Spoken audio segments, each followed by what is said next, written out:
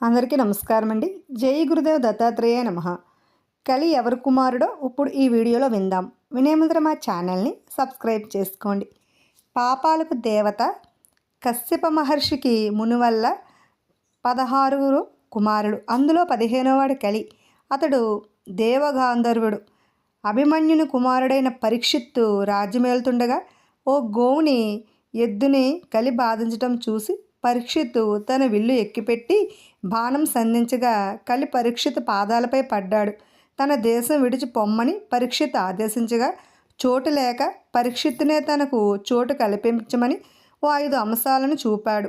అవి జూదం, మద్యపానీయం, స్త్రీల లోలత్వం, హత్య, బంగారం, అందులో తానుంటానని చెప్పాడు.